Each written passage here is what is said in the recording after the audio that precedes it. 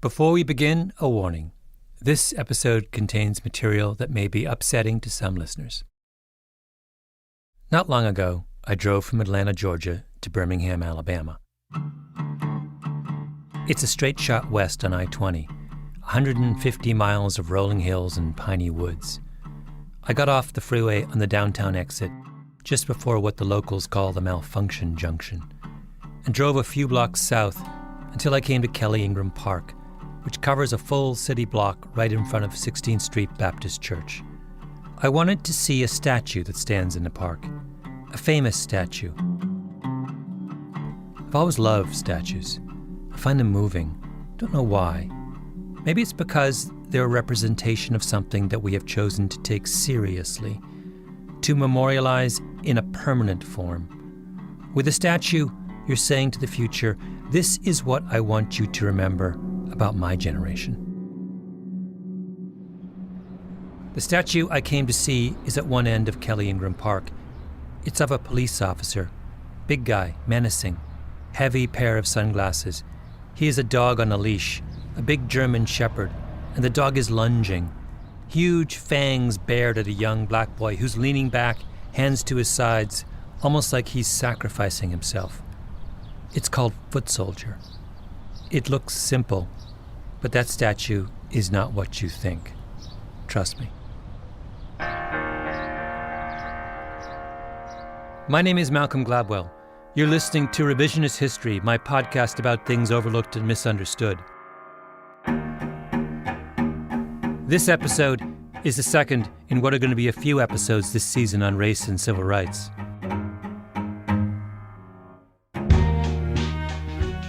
On race in the United States, I'm an outsider. I'm Canadian. My family is half West Indian, which is a very different cultural experience than being an African American. My mom had a friend, a Jamaican, who went down to Georgia once in the 1970s. When she came back, she said the racism there cut like a knife. I couldn't have been more than 8 or 9, and that phrase startled me. It seemed so visceral. But then I moved to the U.S. as an adult, and it seemed like the way race was discussed didn't cut like a knife at all. What I saw around race in the United States was evasion and euphemism. The subject of my last episode was the Brown decision. For half a century, the integration story has been told with all the suffering taken out. Why? Is it really necessary that every grand civil rights narrative be turned into a fairy tale? Which brings me to Kelly Ingram Park and its statue of the police officer and the dog and the boy. There's a nice and tidy story you can tell about that statue. But the real story is much different. Last summer, I got a call from a man who was friends with the widow of the police officer depicted in that statue. I'd written about the officer and the dog in my book David and Goliath, but she wanted to tell me the rest of the story. So I met with her.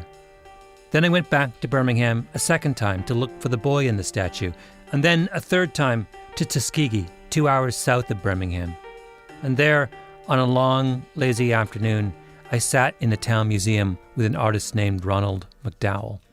Me and LL Cool J, and me and James Brown. And Ronald McDowell is an extraordinary man, spidery and fine-featured.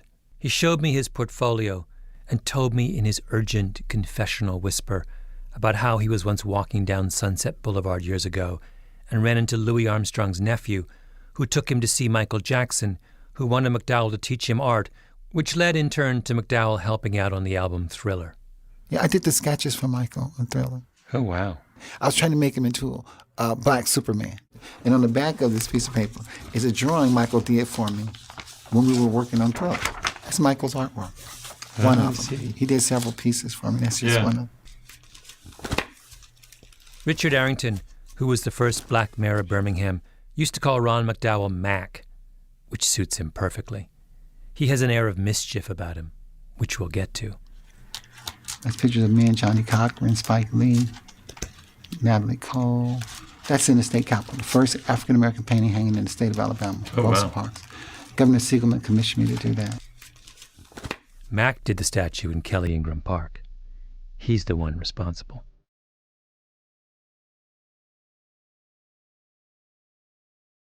Birmingham is a strange and beautiful place.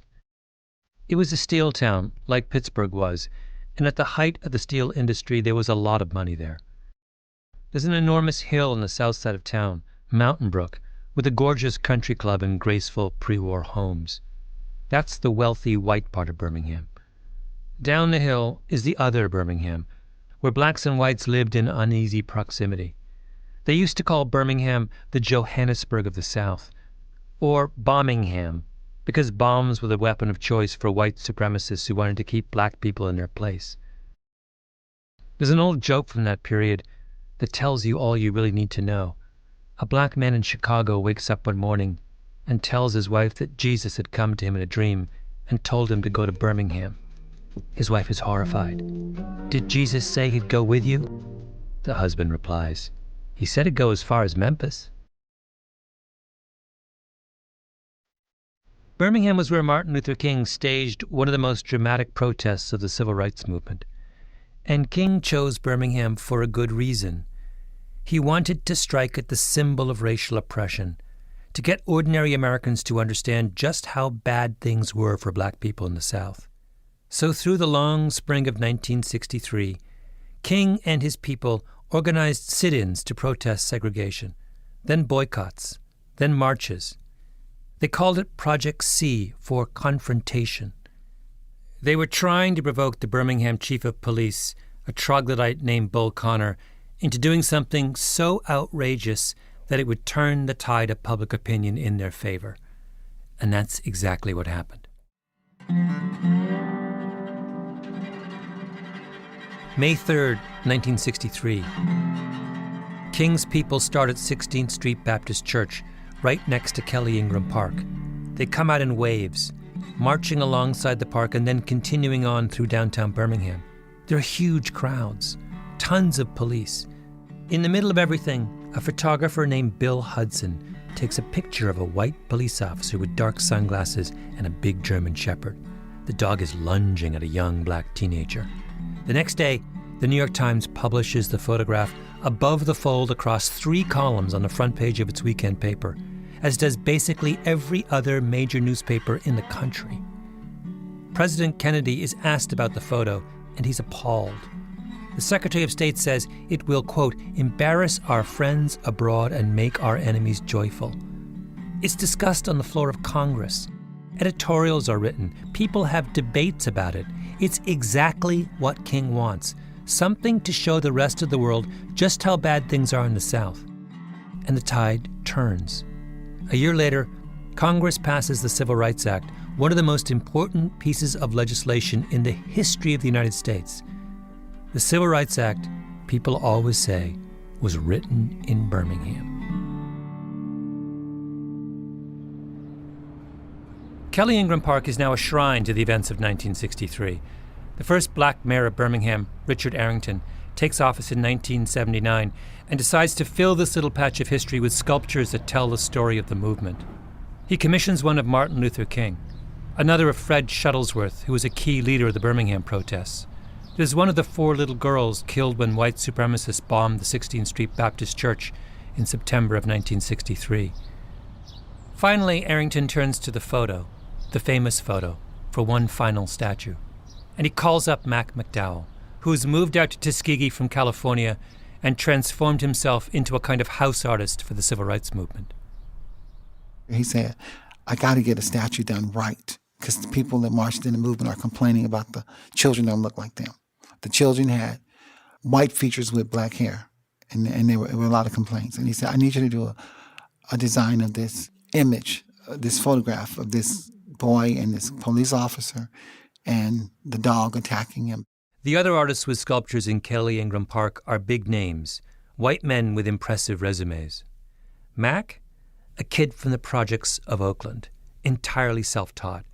He had, in fact, never done a sculpture before, a detail that he conveniently failed to tell Richard Arrington. The mayor just wants Mac to do some sketches, provide a guide. This look on his face was a look of frustration, like, nobody's doing what I want. They're not getting it. None of the sculptors. And I was like, I can't say no to him because he's the powerful wizard. He's the great Oz, of Birmingham. The next thing you know, Mac's doing the whole thing. And I started sculpting it, and 3 hours later, I was complete. And I took it to Arrington I didn't want to think I did it so quick, so I waited a week and took it to him, and he said, "You got the commission. How much?" And so the rest is history. It was unveiled in a special ceremony in May 1995. It's called Foot Soldier because that was the term used to describe the people who marched in Martin Luther King's army. On the statue's granite base, it reads, "This sculpture is dedicated to the foot soldiers of the Birmingham Civil Rights Movement."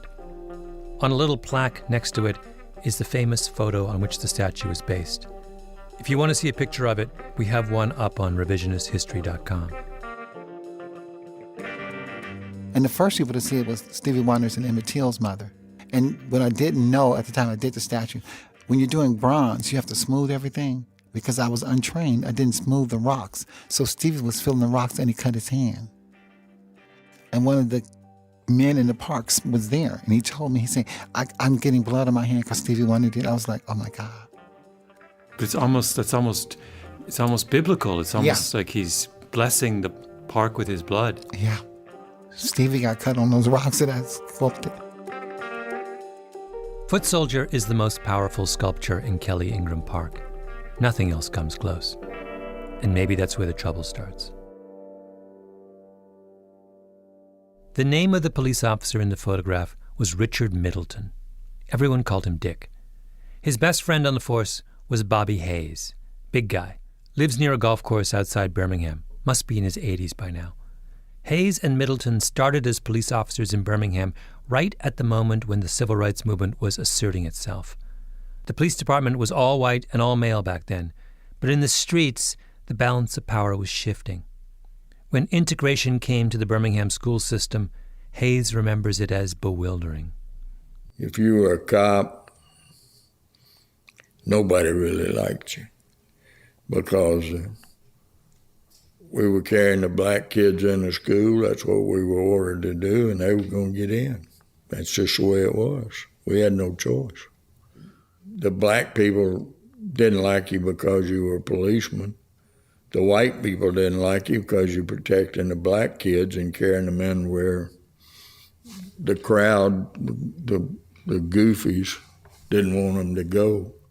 In 1963, King's protest campaign was headquartered in 16th Street Baptist Church, which is an old red brick building on the northwest corner of Kelly Ingram Park. The protesters would come out in the late afternoon, march around the park on their way downtown. They were trained in nonviolence, marched according to a strict schedule. It was a military operation. Crowds of people would gather to see the spectacle. The police were supposed to keep the protesters and the crowd apart. The protests get bigger and bigger. The crowds get bigger and bigger. It's late spring, so it's starting to get really hot. The police chief, Bull Connor, starts locking up everyone he can. Then Connor says, to hell with it. Bring in the dogs.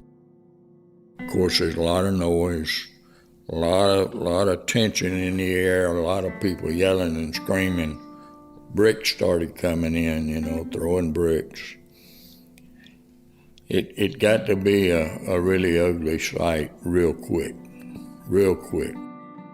Dick Middleton, the cop in the photo, was a member of the city's canine unit. He had a German shepherd named Leo. He and the other members of the tactical unit were posted behind a barricade, a row of wooden sawhorses running parallel to the curb. There's a line of cops and dogs in a kind of no man's land between the bystanders and the protesters. He was inside the barricade. The crowd was on the other side. And they were taunting the police, and of course all we could do is just stand, the police, all they could do was just stand there at that time. Dick was well back. The way he told me, he was 10 yards maybe back of the barricades. And the guy came around the barricade. So here we have a foot soldier in the middle of all the mayhem, cutting through the no man's land towards the sidewalk. And Middleton's German shepherd Leo lunges at him.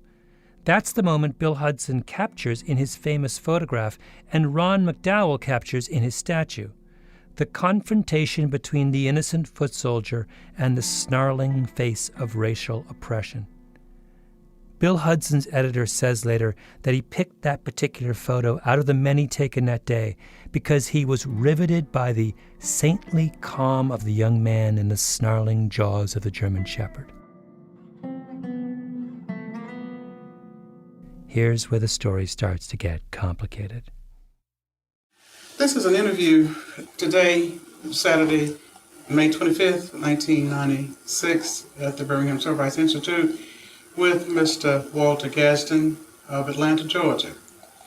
Okay, how did you get involved in the civil rights movement?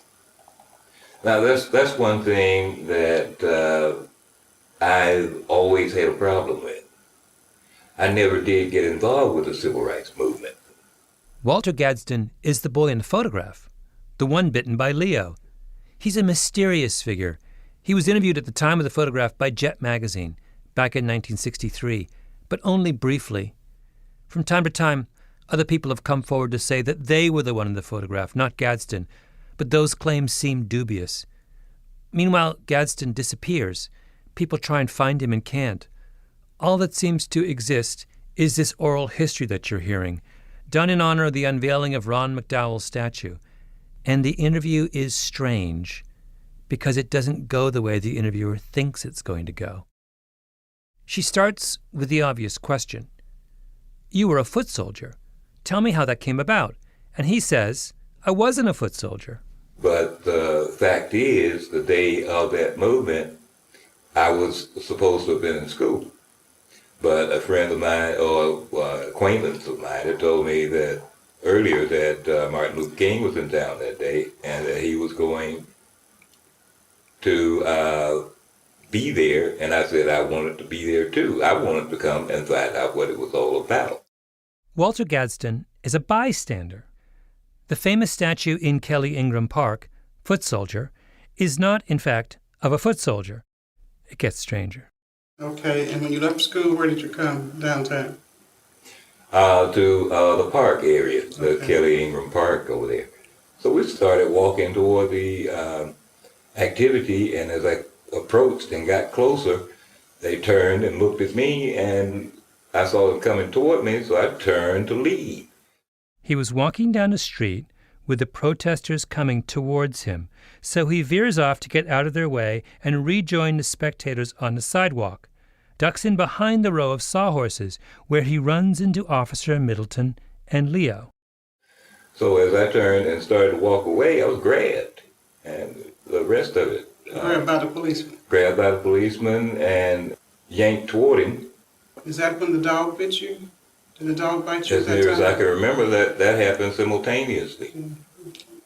Did you? Because the policeman grabbed me, I don't remember what hand, but the dog, he grabbed me with one hand. It happened so fast, there was nothing I could do except throw up a leg and try to protect myself. And as I was doing that, there I went. Yeah. If you look at the famous photo, Gadsden's explanation makes sense. Leo is lunging. The bite is a millisecond away. But Gadsden and Middleton just look startled, the way people do if they unexpectedly bump into each other. Gadsden has his knee up as a reflex, and his hand on Middleton as if to steady himself. Middleton has one hand on Gadsden, and his other arm is flexed. He's yanking back on the leash. Leo has freaked out, and he's trying to restrain him. Leo, whoa! Middleton's colleague Bobby Hayes made the same point to me. Middleton's not letting Leo loose on Gadsden. Quite the opposite. If you look at the picture, you can tell he's holding the dog back.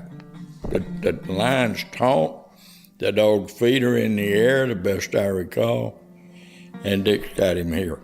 He's holding that line. He's not going to let him bite that guy. Now, what does Gadsden say about all this? Does he think he's been the victim of police brutality? Not at all. In fact, he can't seem to understand why everyone makes such a big deal out of what happened to him that day. How did your family members react to your participation?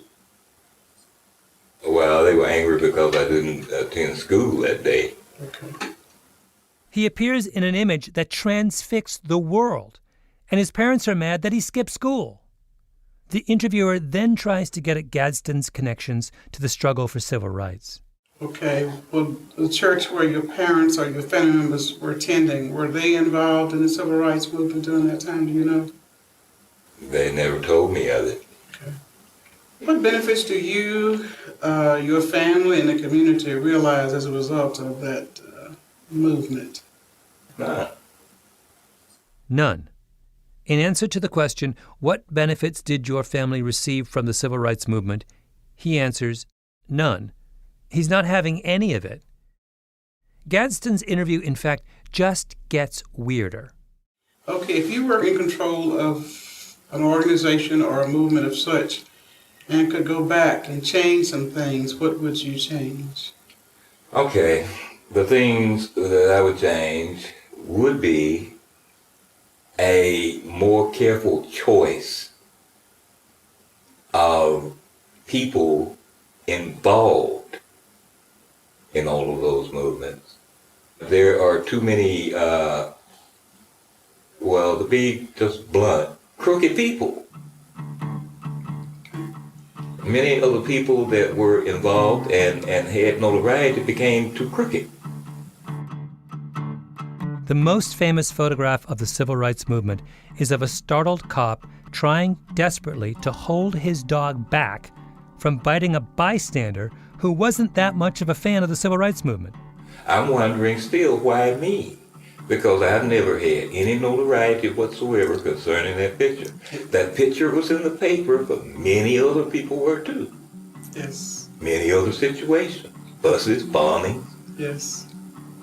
But they chose to use the little boy at 15 for that statue. The little boy in age, but not the little boy in size. Were you surprised when you found out about it? I was totally flabbergasted. I didn't know what to think. And Gadsden's main objection? He's light-skinned. He says the statue makes him look dark-skinned. That statue doesn't look like me. It looks like a totally different boy. That looks like an African boy. That's the way you feel about it. It looks like an African boy? It looks like an African boy. The color or the features? The features, the lips, the size.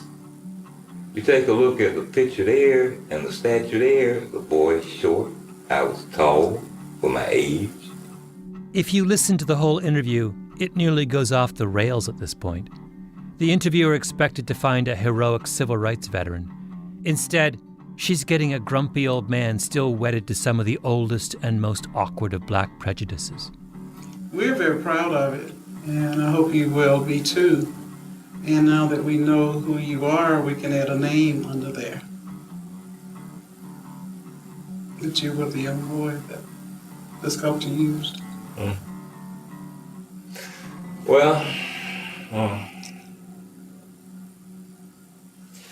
I'm still wondering why, after all the information that I had given and all of that, all that does is establish me as being a young African boy, which I'm not. You prefer being called a Negro? I prefer being called what I am, a colored. Oh, you prefer you word colored. I am. Okay. Okay. Euphemism and evasion. At the beginning, I said that what I object to is the way so many stories about race get cleaned up, sanitized. So the Brown decision becomes a fairy tale in which black people triumph without effort. Well, here's the flip side. When we stop evading and just listen, it gets complicated. Our hero, Walter Gadsden, isn't all that heroic. As for the bad guy, the officer, his colleague Bobby Hayes says he wasn't a bad guy. Did Officer Hayes tell me things that surprised me? And did listening to Walter Gadsden shock me? Absolutely, because I'm no different from anyone else. I liked the fairy tale. So the person who invited me down to Birmingham in the first place was Dick Middleton's widow. Everyone calls her Mrs. Klingler. Her husband died not long ago, and I think she felt it was time to speak out. We met at a barbecue restaurant in downtown Birmingham, sat upstairs.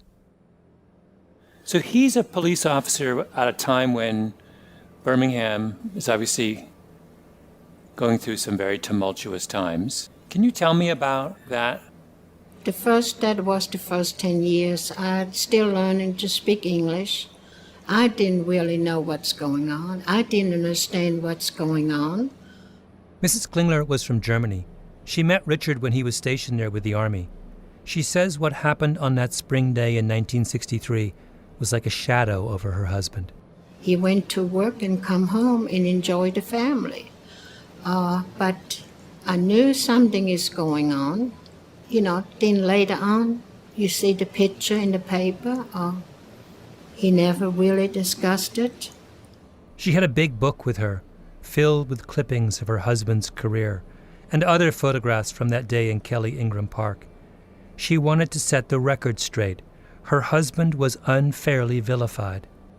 He done his job, and he was spit at. He was thrown rocks at, and he did not let the guy put the dog to him. He was holding the leash away from him. If you see other pictures, what happened. This was not the right picture. This was not the truth. This was not the truth. For the longest time afterwards, they got hate mail. So how soon did the letters start coming? Just right, I'm sure right the next month or so when it went all over the world. Just as ugly as you can imagine. Yeah.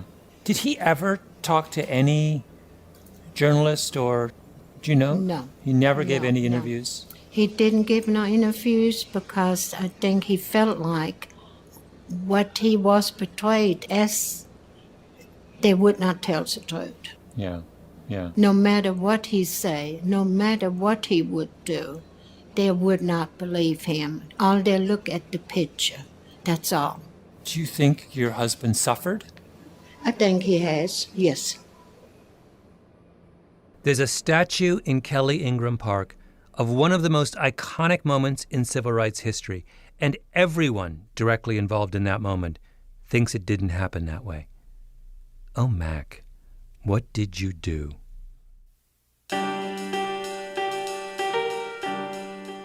You said earlier that when you draw, you try and inhabit the characters. Yes. That's So true. tell me your emotional reactions to that photograph.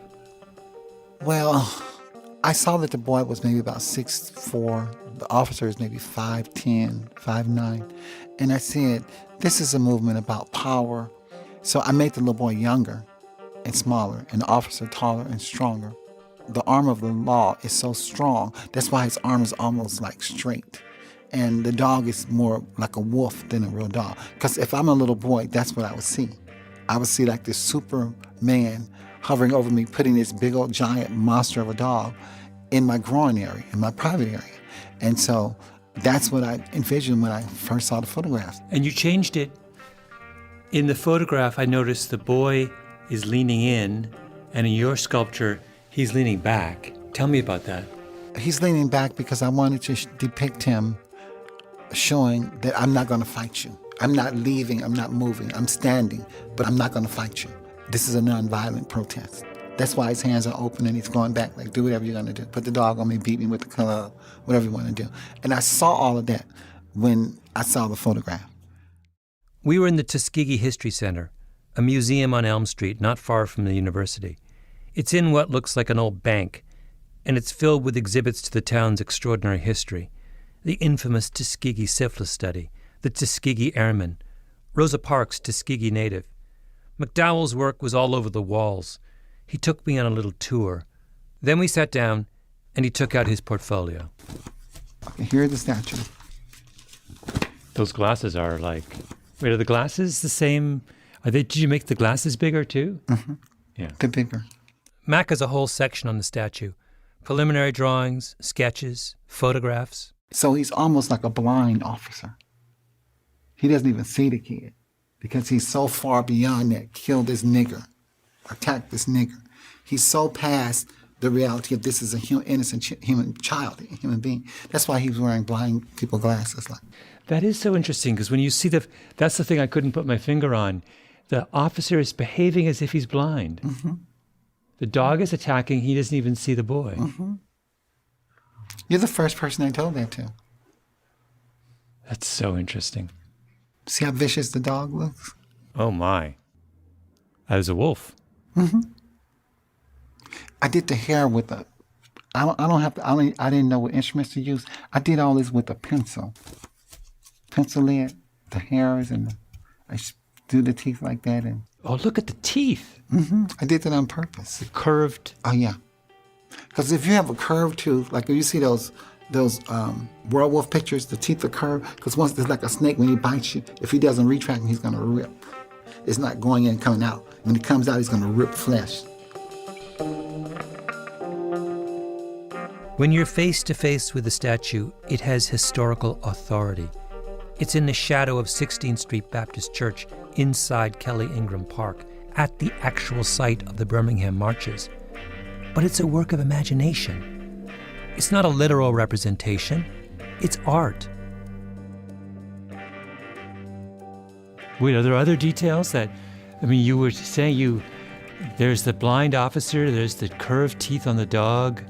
See, the officer moved all of his anger into the dog, and it's the dog that's attacking the boy. That's what they do with racism. Mac made Leo into a wolf and blinded Middleton and shrank Walter Gadsden until he was tiny and helpless because he was telling a story about Birmingham. That's what history is. Each side writes their own story, and the winner story is the one we call the truth. You don't think white people told their share of whoppers over the years in the South? You don't think that there's a statue in a southern town somewhere of a champion of the Confederacy that makes a hero of someone who was actually a villain? White people got to do that in the South for centuries. Foot soldier is just what happens when the people on the bottom finally get the power to tell the story their way. It was a long time coming.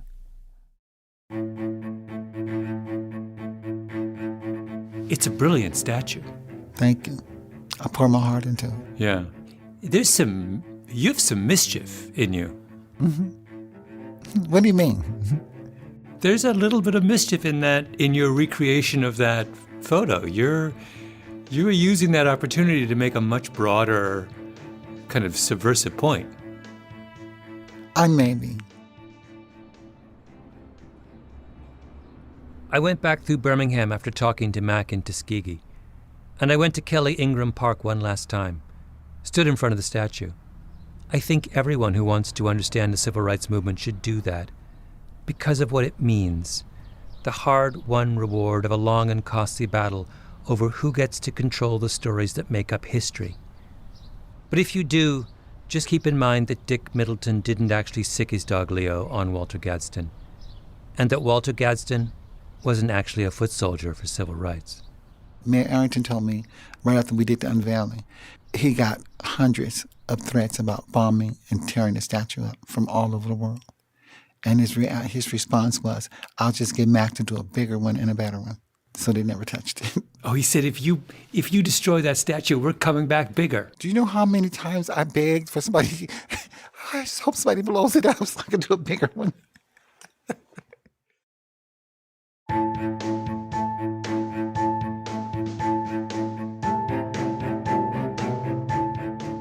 Revisionist History is produced by Mia Lobel and Jacob Smith, with Camille Baptista, Stephanie Daniel, and Xiomara Martinez-White. Our editor is Julia Barton. Flawn Williams is our engineer. Original music by Luis Guerra. Special thanks to Andy Bowers and Jacob Weisberg at Panoply. I'm Malcolm Gladwell.